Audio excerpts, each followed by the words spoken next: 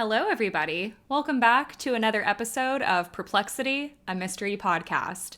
As always, I'm your host, Kadra, and I have a very exciting topic for you guys today. We are going to be talking about time slips, glitches in the Matrix, so it'll be really, really interesting. I didn't realize this was such a big topic. There's so many different directions that you could go with this, but I've got some really perplexing time glitch stories for you guys, and then we'll also get into some different scientific theories behind glitches in the Matrix, and even some top secret declassified government projects. I kind of went down a rabbit hole with this week, and I've been fascinated with the concept of time for a pretty long time, from the time that I took philosophy classes in college, and they were talking about how time is just a social construct, it's an abstract concept, and my background as a medical speech pathologist, where I work with a lot of patients with cognitive impairments, and we see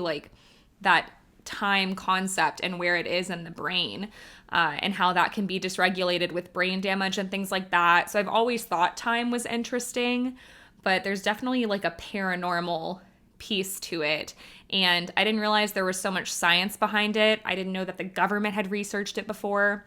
So we will be getting into that in just a little bit. I did just want to let everybody know that I did a collaboration with a paranormal podcast called Dairyland Frights. And so that is my new spooky friend, John. And we had so much fun. We talked about a crazy exorcism. So you can check that out wherever you get your podcasts. And be sure to check out Dairyland Frights on Instagram. His episodes are so much fun, and he brings on lots of cool guests. I also wanted to shout out Mel's HZ8 for writing a 5-star review for me on Apple. And they said, binge-worthy. This podcast is addicting. So thank you so much. And I'm glad that I could feed your addiction. If you want to leave me a review on Apple or Spotify, on Apple, you can write out reviews, and it helps the show so much. So thank you in advance for that. And last but certainly not least, I just wanted to shout out Switzerland because I have some new listeners there, and that means 35 countries are listening to Perplexity. So that is so cool. So hi to Switzerland, and thank you so much for listening. Okay, so without further ado, let's get into this episode. Trigger warning. I may be discussing some content that will be disturbing for some listeners, and this podcast is not for children, so listener discretion is advised, and the sources that were used for today's episode will all be in the show notes. So time slips seem to be a genre of urban legend. People claim they accidentally, and for seemingly no reason at all, travel back or sometimes forward in time. Or maybe they see something crazy happen and then it happens again the exact same way. Like someone just hit rewind and play in this same life scene again. This belief of time slips has been going on arguably since the beginning of time, but a global community of believers can be found today. So I thought I would start off this episode telling you guys a couple of stories of what seem to be glitches in the Matrix, and I will let you decide for yourself.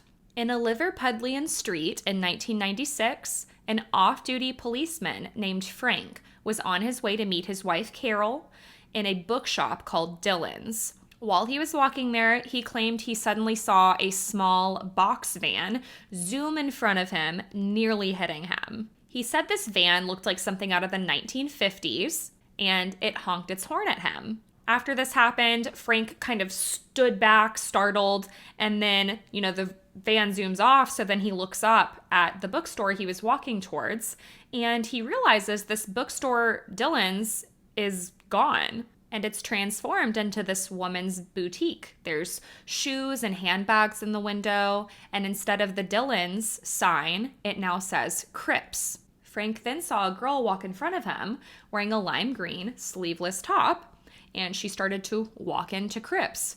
So Frank is pretty confused and disoriented at this point. He doesn't really know what's going on or what to do.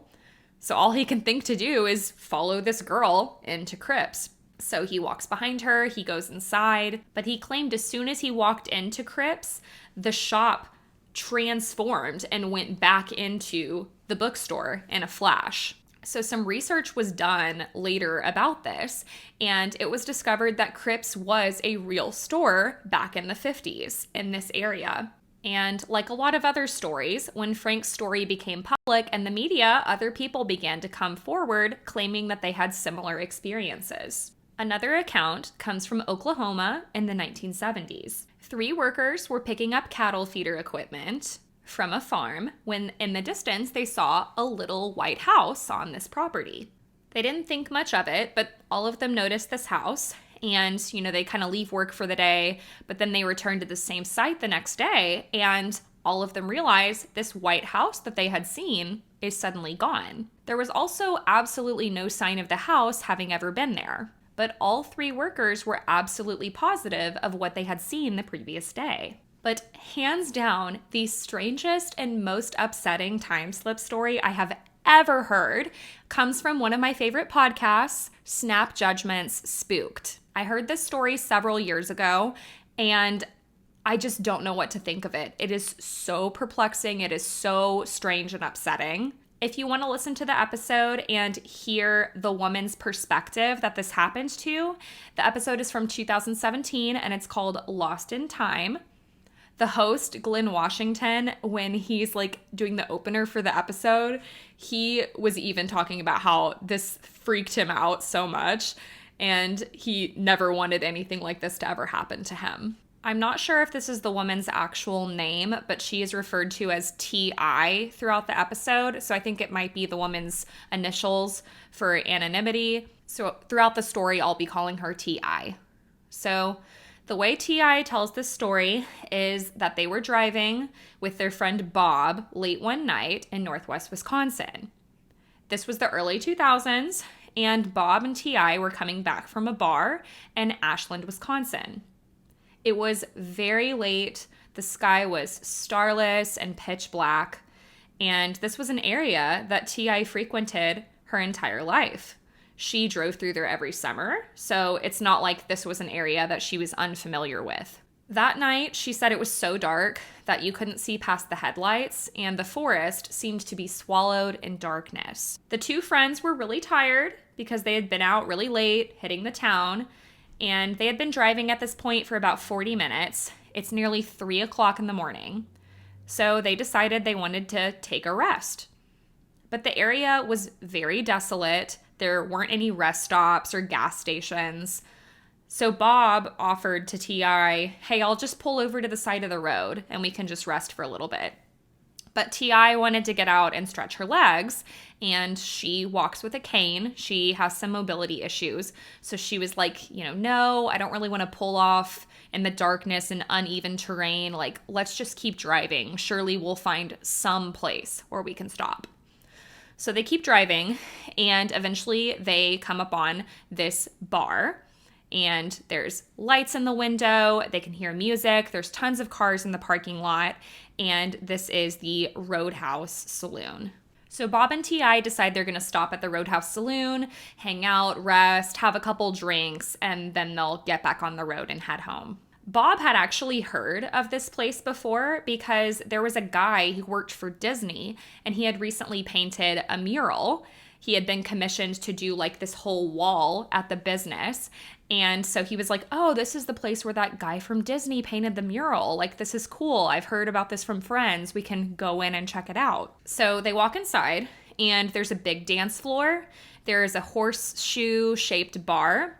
And further back in the bar is where they see this new mural. And it's an Old West scene.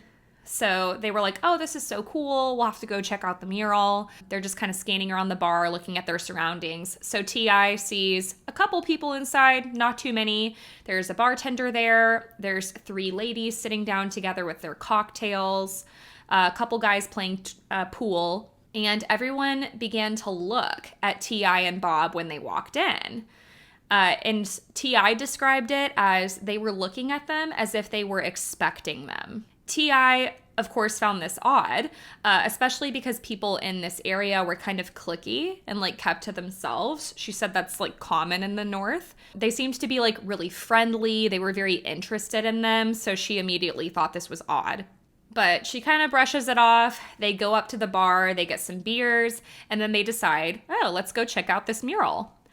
So Bob and T.I. walk over to the mural, and as they're walking over, they notice there's a man walking up to the jukebox. There's like this old jukebox there, and it was this really nice model. And this man puts a coin in the jukebox, and he puts on the song, Come On, Let's Twist Again, like we did last summer, by Chubby Checker. The man then kind of stumbles his way over to T.I. and he has a beer in his hand and he's like clearly drunk. And he was like, come on, let's dance. And T.I. in the podcast says she had the perfect excuse. She like points to her cane and she's like, sorry, I can't dance. So the guy kind of, stumbles back onto the dance floor by himself or whatever. And T.I. and Bob then make their way over to this mural. So they're looking at this Old West saloon scene, and the scene included women sitting at a bar, gamblers sitting at a gambling table. But T.I. said that the colors in the painting were very harsh, and the way it was painted, it was like this odd perspective. It was floor lit, tunnel-like. The perspective was just very strange. T.I. notices that Bob kind of has this weird look on his face, and he looks behind him and then looks back at the mural. And so T.I. is like, what? Like, what are you looking at? And Bob tells T.I., look at those guys behind us at the pool table. So T.I. turns around and realizes that the guys that are playing pool, using air quotes, are just kind of like standing around the pool table, frozen in place. There's no balls clinking together. There's no sounds of like pool sticks slamming against the table, the balls. It's just silent, and they're just kind of frozen there, pantomiming almost. And not only this, but Bob has realized that these men playing pool are very closely resembling the men that are gambling in the mural, the ones sitting around the table playing cards. He's like, wow, those guys look just like the people in the painting. So he's like, let's see if anybody else is in the painting. So then they notice that the young bartender in the saloon looks a lot like the gunslinger, this guy that's painted with a cowboy hat on in the painting.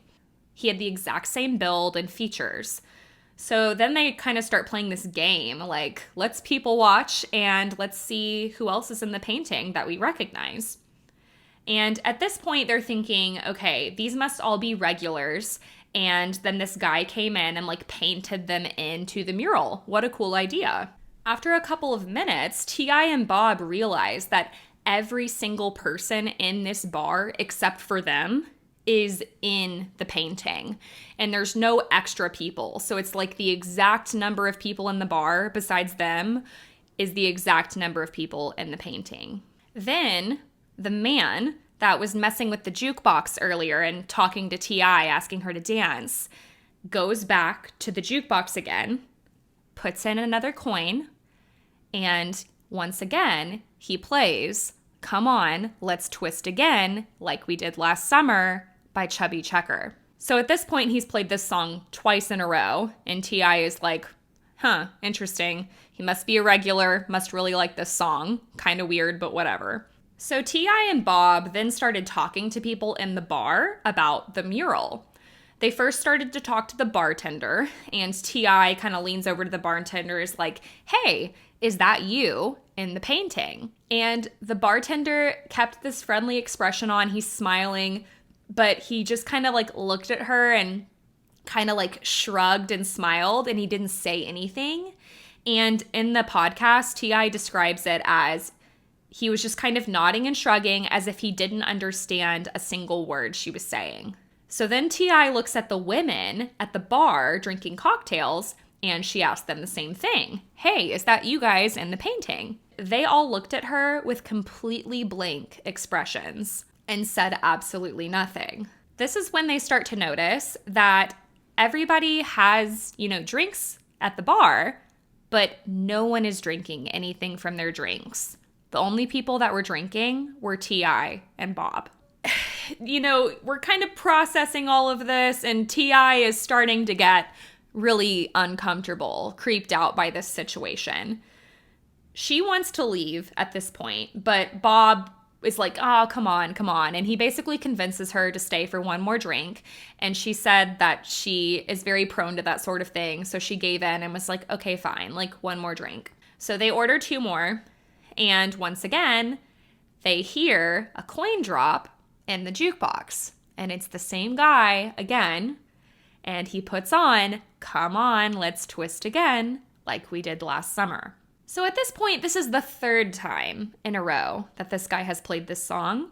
And T.I. said this was the point when the hairs on the back of her neck were standing up. The people at the bar also were staring at Bob and T.I. and watching their every move. So Bob and T.I. take their beers and they walk back to the mural. This is kind of the one area where they can get away from everybody.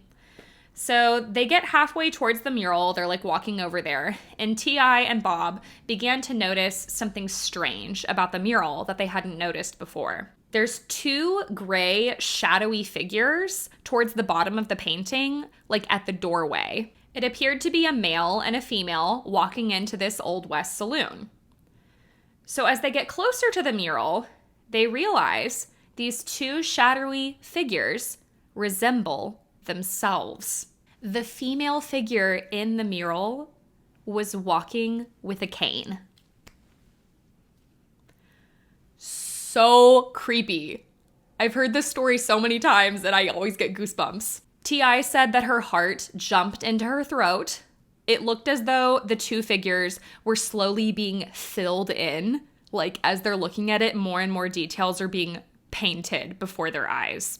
So finally, Bob grabs T.I.'s arm and is like, we need to get the hell out of here. So they put their drinks down and they head for the door. The guy that was playing the song at the jukebox over and over again starts to walk towards Bob and T.I. And as they go to leave, they have to cross over the dance floor. And this is when everyone in the bar stood up at the exact same time, turned towards Bob and T.I. and just stare at them. The music is blaring, the lights are shining, but they go through the front door, and the second that they get outside and the front door closes, everything goes completely silent. And the inside of the bar goes pitch black. And T.I. said it was as if anything inside no longer existed. So they go to the car, and as soon as the car lights turn on, they realize the parking lot is completely empty. The windows to the bar were also still darkened, and there was no one inside. So they speed the hell out of there, and they're both so shaken up.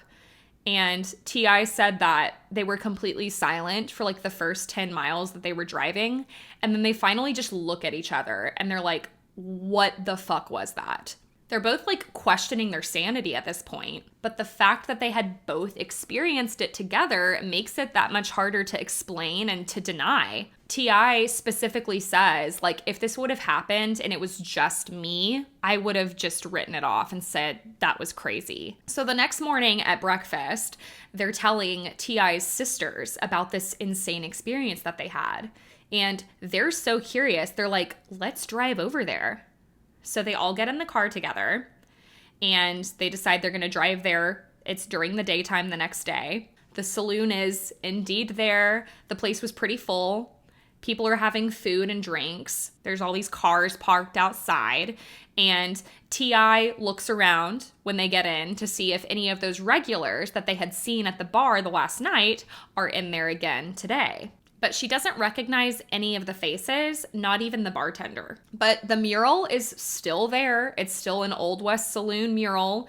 And they go over to look at it, and they still have the gunslinger, the card players, the barmaids. It's all like the mural looks exactly the same. The only difference is the 2 figures that were slowly being painted in of the 2 of them, Bob and T.I. Those figures are gone. T.I. then notices that the jukebox in the bar is a different jukebox. It's a completely different model than what she had seen last night. She then decides she's going to walk over to the jukebox and look through it to see if she can find that song, Come On, Let's Twist Again, like we did last summer. But there's not even a single song on there by Chubby Checker. The bartender was also a young woman, so she walks up to the woman and she's like, hey, where's that other bartender that was here last night? And T.I. said that the woman looked at her very confused and was like, what other man? And she's like, like the young guy, she's like describing him. And the woman is like, it's just me and my father that run this place. And so T.I. is like, it was Saturday night. It was really late, like 3 o'clock in the morning, describes the bartender again. And the woman is like, no, it's just me and my dad that run this place. And we closed last night at midnight. So the Roadhouse Saloon is still there, but now it's part of this little mini up north strip mall with an all-night gas station and gift shops. And the mural is still there. You can go look at it. So that is the super creepy Lost in Time story. Let's get into some scientific theories about time slips. So the nature of time is actually one of the biggest mysteries in science. Scientists still don't really know or understand what time is, but they do have a lot of theories. So one of the big theories is that the universe basically has a speed limit known as the speed of light, faster than nothing in our universe can travel. So there's the multiverse theory, and the multiverse theory explains how it could be possible for people to have traveled faster than light during time slips or glitches in the matrix. So the multiverse theory claims there's an infinite number of worlds that exist along different paths in time, and that different things can happen in each universe. So if you've ever seen Rick and Morty, it's a lot like that. Support for the multiverse theory comes from the Big Bang Theory's cosmic inflation. More than 100 years ago, Einstein also revolutionized the idea of time, theorizing that time and space are inextricably linked together. Einstein also theorized that nothing can travel faster than the speed of light, which is 186,000 miles per second. But perhaps there is still much more that we have yet to understand about time. In the scientific community, there's also what has become known as the grandfather paradox, which states that if you were to go back in time and kill your grandfather before your father was born, then you wouldn't exist in the first place to kill him. But if you are a believer in the multiverse theory, this isn't a problem because you would just be killing a copy of your grandfather in another dimension, meaning that you would still be born in your dimension because the grandfather in your dimension still exists. We could also get into how time concepts are stored within the brain, like how the amount of light and temperature correlates with duration of a day, and how the brain learns to subconsciously track this phenomena. We could talk about how the dorsolateral prefrontal right cortex is considered to be the region most involved in the perception of time. This can be seen in clinical cases where patients have developed lesions to this area of the brain, and this results in poor performance in temporal discrimination tasks. But for the sake of time and cognitive overload, I digress. Instead, let's switch gears just a little bit to get into one of my favorite topics, crazy top secret government projects. So if you have listened to my podcast before, you know that I love a good story about the insane top secret government projects that have gone on in past years. From Plum Island to MK Ultra to Project Blue Book. If we know anything about the United States government, we know that they can be shady, okay? But did you know that the CIA actually studied time travel and may allegedly still be studying it today? In 1983, the CIA investigated how people could transcend space and time with their minds using what has become known as the gateway process. So thinking back to this time period and what we know about history, the Cold War and espionage efforts were going on during this time. The military wanted super soldiers, and the US was very curious about the potential for mind control. So if you think about it, it makes sense that they wanted to not only investigate mind-controlling substances, like the LSD experiments with MK Ultra, but they also wanted to investigate more natural mind control methods, like how to unlock other parts of the mind through intense meditation. So the question posed during this study was basically, what if you could transcend space and time to access another dimension by simply using your mind? So the gateway process was developed by the Monroe Institute in the 1970s, and it involved very deep meditation techniques combining sound technology. The theory was that doing this deep meditation while listening to these weird sounds through headphones could result in an altered state of consciousness. So if you wanted to learn more about the gateway process and hear all of the steps, you can read about it on the CIA's website because this was declassified in 2003. There is a 29-page report that you can read at cia.gov.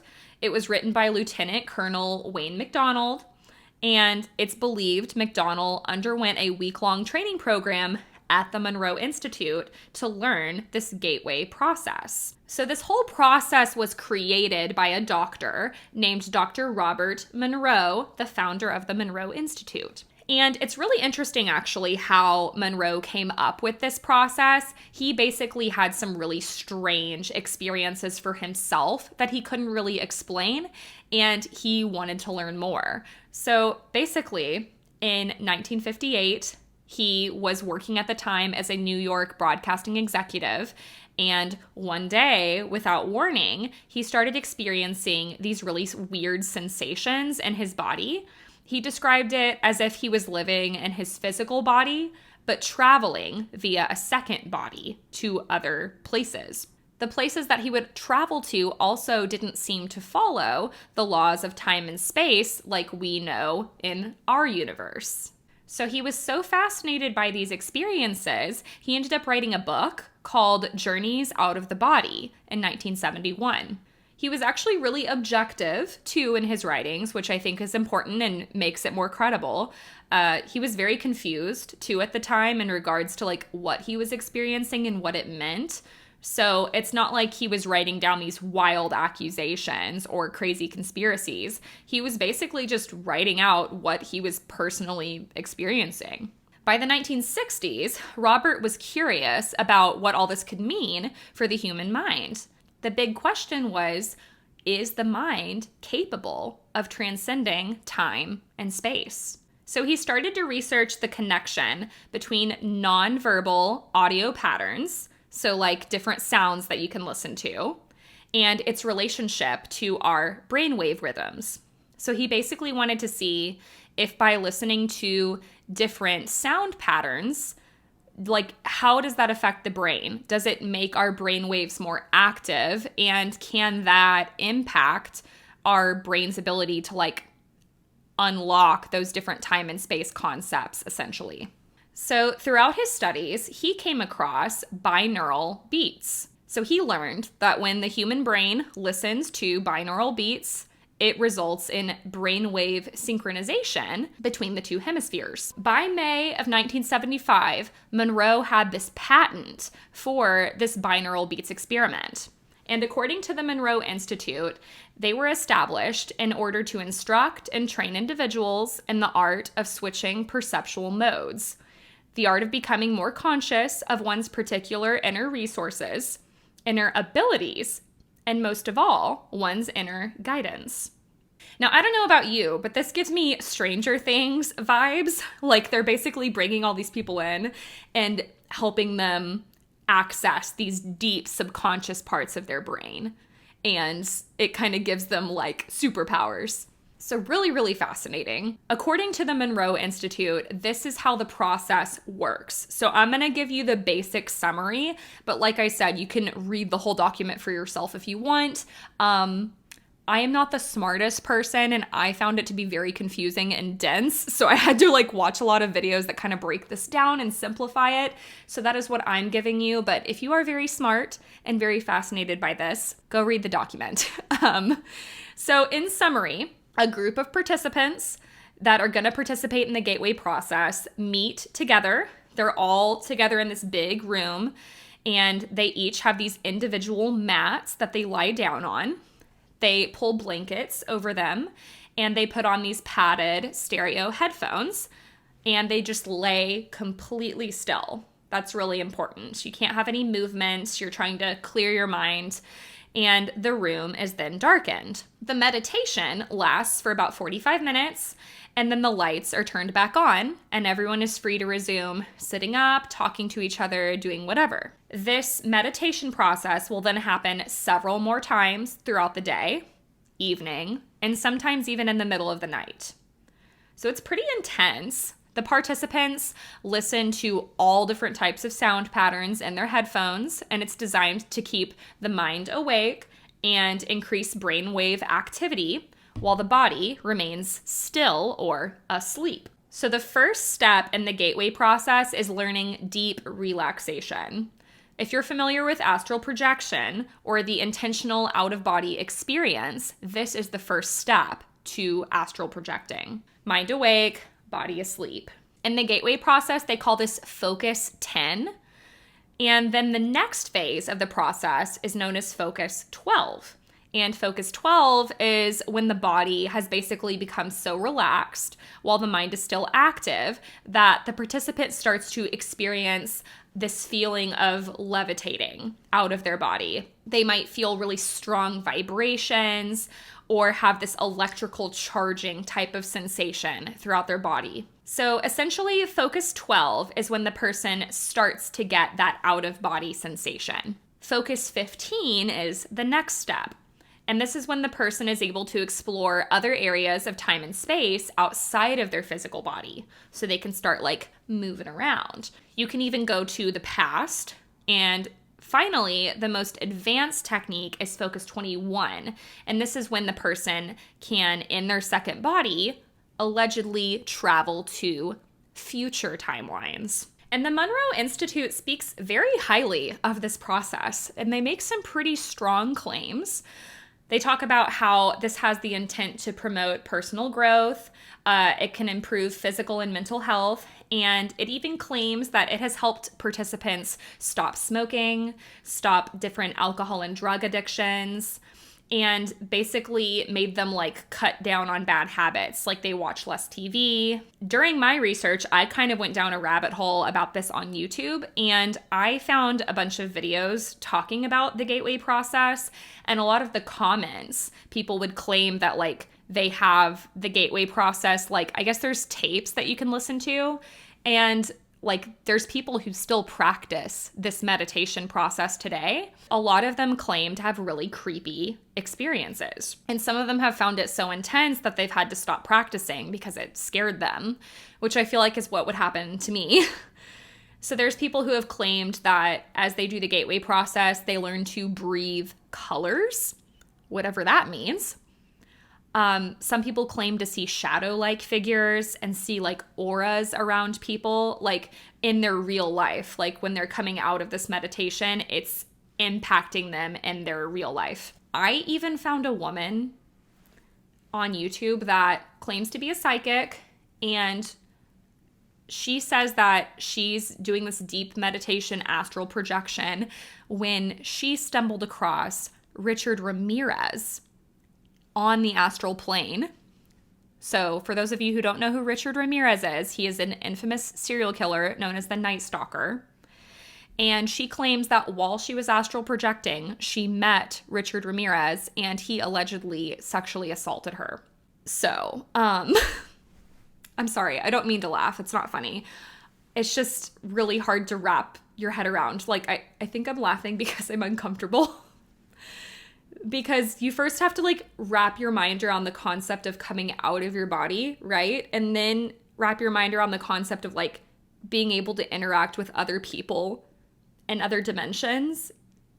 And then crazy serial killers being able to hurt you in other dimensions. So look. Okay. Hopefully I haven't lost all of you yet and your minds aren't broken, because my mind broke a couple of times while I was researching this. I guess what I'm trying to say is I don't know if any of this is real, in terms of you actually being able to move, but I definitely think that this has an impact on your mind. And like a lot of things, it can impact and grow, enhance different parts of your minds in good ways. And in turn, you can also expose yourself to dangerous things. So if you try this gateway process or if you try astral projection, please be careful. This was the point in my research where I knew I had gone too far and I knew I couldn't research anymore. So you can find a lot of crazy stuff about this on the internet. But basically, to summarize, Dr. Monroe came up with this whole gateway process. They developed it. They used it with participants at the Monroe Institute. People obviously have access to it today. And during this time period in the 80s, they handed it over to the United States Department of Defense.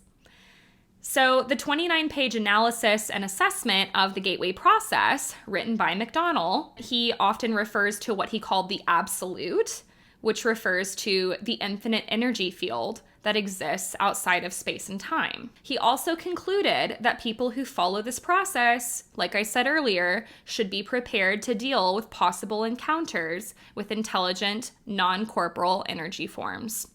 So just be careful. Similar to the gateway process, we also had the Stargate project, and I'm just going to very briefly touch on this, but you can read a lot more about it online. This was a secret U.S. Army unit out of Maryland that was assigned to investigate the potential for psychic phenomena in military and domestic intelligence. So there was this whole protocol that was created, and they were researching the ability to be clairvoyant, basically. And this involved out-of-body experiences. So it's said, allegedly, that the project was terminated, and it was declassified in 1995. That's how we know about it, after the CIA report concluded that the project was never useful to intelligence operations. But the information provided by the program was also really vague, and the data seemed seemingly useless. So just to put your conspiracy theory hat on for a second, if you're familiar with MK Ultra, there were a lot of documents that were supposed to be shredded, gotten rid of, and they were accidentally exposed. So you can read all of these documents that were supposed to be shredded, and the whole reason that they weren't destroyed is because they were misfiled by mistake. They took them to this warehouse, and then using the Freedom of Information Act, we know way more about MK Ultra than the government wanted us to know. So I kind of wonder if the documents that are out there about Project Stargate and about the gateway process, like, that's the information they want us to know, you know? I don't want to get too conspiracy tinfoil hat, but like the gateway process document is really hard to read, and most people, including myself, would have a really hard time dissecting and understanding what the hell they're talking about. And then the Stargate project is, like, the documents that are out there are incredibly vague. The data is useless. So part of me wonders if this could be intentional, and there's a lot more that was done here and that was documented that we don't know about. So who knows? Just considering all possibilities. So to some people, concepts such as time travel, astral projection, and psychic abilities seem impossible. But the government seems to find it interesting enough to fund and do tons of research on. Why do you think that is? Maybe it was all for nothing. Maybe they discovered new worlds. Maybe that's how we, got in contact with UFOs. Who knows? Maybe they're keeping this all under wraps. Maybe there are soldiers astral projecting right now. But whatever the case, this concept of time slips, glitches in the matrix, whatever you want to call it, it is certainly perplexing. And those are just some absolutely insane stories of what appear to be time slips and just some history about time travel. So what do you guys think? Because I had a pretty hard time figuring out how to talk about this because it's such a huge concept and there's just so many different avenues you can go with it. It's also hard to explain it in a way that people are going to understand, if that makes sense, because it can get so scientific. But I want to know what you guys think. Like, do you think time travel is possible? Have you ever had something like this happen to you? Did this go way over your head? Is your mind broken? Let me know. Thank you so much for listening to this episode. If you are new here, I tell perplexing tales every single week. And if that sounds of interest to you, add this show to your list. If you're watching on YouTube, hit that subscribe button and the notification button. Or if you're listening on a podcast, hit the follow button and please leave 5-star reviews. It helps the show so much. You guys have absolutely no idea. Each time that you do that, it puts the show in front of dozens of other listeners. And if you do write a review, please be sure to let me know, DM me on Instagram or something, because I would love to shout you out. You all are amazing. I hope you have a great week and stay safe. And I can't wait to talk to you guys next week, because next week is my 50th episode.